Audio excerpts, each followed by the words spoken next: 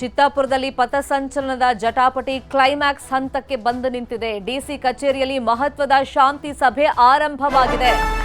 RSS ಒಳಗೊಂಡಂತೆ 10 ಸಂಘಟನೆಗಳು November 2ನೇ ತಾರೀಕು ಪಥಸಂಚಲನಕ್ಕೆ ಅವಕಾಶವನ್ನ ಕೋರಿ ಅನುಮತಿಗೋಸ್ಕರ ಜಿಲ್ಲಾಡಳಿತಕ್ಕೆ ಅರ್ಜಿಯನ್ನ ಹಾಕೊಂಡಿದ್ವು.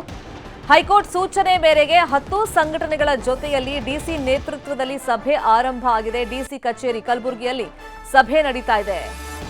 ಒಂದು ಸಂಘಟನೆಯಿಂದ 3 ಜನ ಪಾಲ್ಗೊಂಡಿದ್ದಾರೆ. ಡಿಸಿ ಕಚೇರಿ ಸುತ್ತಮುತ್ತ ಶಾಂತಿ ಸಭೆ ಹಿನ್ನೆಲೆಯಲ್ಲಿ ಬಿಗಿ ಭದ್ರತೆಯನ್ನ ಕೈಗೊಳ್ಳಲಾಗಿದೆ. ಇನ್ನು ಶಾಂತಿ ಸಭೆ ಆರಂಭಕ್ಕೂ ಮುನ್ನ ಡಿಸಿ ಕಚೇರಿ ಹತ್ರ ಸ್ವಲ್ಪ ವಾಗ್ವಾದ ಎಲ್ಲ ಆಯಿತು. ಡಿಸಿ ಕಚೇರಿ ಎದುರುಗಡೆ ಒಳಗಡೆ ಬಿಡುವಂತ ವಿಷಯದಲ್ಲಿ ಸ್ವಲ್ಪ ವಾಗ್ವಾದ ನಡೀತು. ಯಾಕಂದ್ರೆ ಒಂದು ಸಂಘಟನೆಯಿಂದ 3 ಸದಸ್ಯರಿಗೆ ಅಲ್ಲಿ ಅವಕಾಶವನ್ನ ಕೊಟ್ಟರು.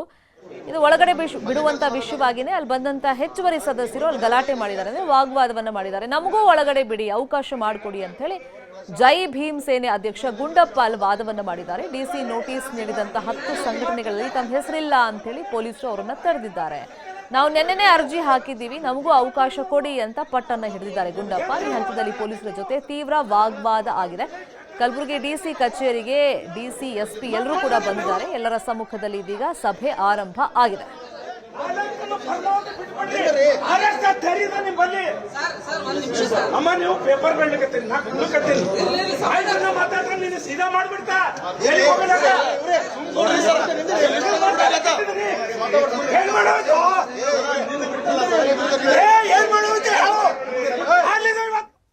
ಇದೇ ವಿಷಯವಾಗಿ ಇನ್ನಷ್ಟು ಡೀಟೇಲ್ ಆಗಿ ಇನ್ಫಾರ್ಮೇಶನ್ ಕೊಡ್ತಾ ಹೋಗೋದಕ್ಕೆ ಫೋನ್ ಸಂಪರ್ಕದಲ್ಲಿ ಕನೆಕ್ಟ್ ಆಗಿದ್ದಾರೆ ನಮ್ಮ ರಿಪೋರ್ಟರ್ ಅರುಣ್. ಶಾಂತಿ ಸಭೆ ಆರಂಭ ಆಗಿದೆ. ಒಂದೊಂದು ಸಂಘಟನೆಯಿಂದ 3 ಜನರಿಗೆ ಅವಕಾಶ ಕೊಟ್ಟಿದ್ದಾರೆ. ಬಟ್ ಶಾಂತಿ ಸಭೆ ಆರಂಭಕ್ಕೂ ಮುನ್ನ ಹೊರಗಡೆ ಏನಿದು ವಾಗ್ವಾದ?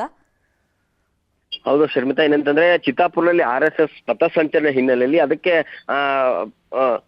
ಮತ್ತೆ 10 ಸಂಘಟನೆಗಳು ಕೂಡ ಅವತ್ತು 2ನೇ ತಾರೀಕು ನಮಗೆ ಪಥಸಂಚಲನಕ್ಕೆ ಅವಕಾಶ ಕೋರಿ ಅರ್ಜಿಯನ್ನು ಸಲ್ಲಿಸಿದ್ರು. ಈ ಹಿನ್ನೆಲೆಯಲ್ಲಿ ಇವತ್ತು ಜಿಲ್ಲಾಧಿಕಾರಿ ಕಚೇರಿಯಲ್ಲಿ ಶಾಂತಿ ಸಭೆಯನ್ನು ಆಯೋಜನೆ ಮಾಡಿದ್ದಾರೆ. ಈ ಶಾಂತಿ ಸಭೆಯಲ್ಲಿ ಏನಂತಂದ್ರೆ 10 ಜನ ಅಂದ್ರೆ ಕೋರ್ಟ್ ನಿರ್ದೇಶನದಂತೆ 10 ಸಂಘಟನೆಗಳಿದಾವೆ, ಎಲ್ರಿಗೂ ಕೂಡ ಏನು ಶಾಂತಿ ಸಭೆಗೆ ಆಗಮಿಸಿದೆ ಅಂತ ಕರೆದಿದ್ರು. ಆದ್ರೆ ನಿನ್ನೆ ನಾವು ಕೂಡ ಸಂಘಟನೆಗೆ ನಾವು ಏನಂತಂದ್ರೆ ಜೈ ಭೀಮ್ ಸೇನೆಯವರು ಕೂಡ ನಾವು ಜಿಲ್ಲಾಧಿಕಾರಿ ಮನವಿಯನ್ನು ಸಲ್ಲಿಸಿ, ಆದ್ರೆ ನಾವು ಕೂಡ ಶಾಂತಿ ಸಭೆಗೆ ಹೋಗ್ತೀವಿ ಅಂತ ಹೇಳ್ತಾರೆ.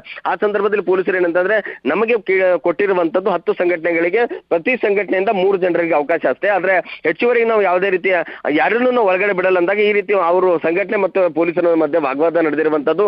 ನಾವು ಕೂಡ ಜಿಲ್ಲಾಧಿಕಾರಿಗೆ ಮನವಿಯನ್ನು ಸಲ್ಲಿಸಿದ್ದೀವಿ, ನಾವು ಕೂಡ ಸಭೆಗೆ ಹೋಗ್ತೀವಿ ಅಂತ ಹೇಳಿದ ಸಂದರ್ಭದಲ್ಲಿ ಅವರನ್ನ ಏನಂತಂದ್ರೆ ಪೊಲೀಸರು ತಡೀತಾರೆ. ಆ ಸಂದರ್ಭದಲ್ಲಿ ನಮಗೆ ಹೋಗಕ್ ಅವಕಾಶ ಕೊಡ್ತಾ ಇಲ್ಲ, ತಾವು ಎಲ್ಲ RSS ಕೈಗೊಂಬೆ ಆಗಿ ಪೊಲೀಸರು ವರ್ತಿಸ್ತಾ ಇದಾರೆ ಅಂತ ಹೇಳಿ ಅವರ ವಿರುದ್ಧ ಕೆಲ ಕಾಲ ವಾಗ್ವಾದವನ್ನು ಮಾಡಿದ್ರು.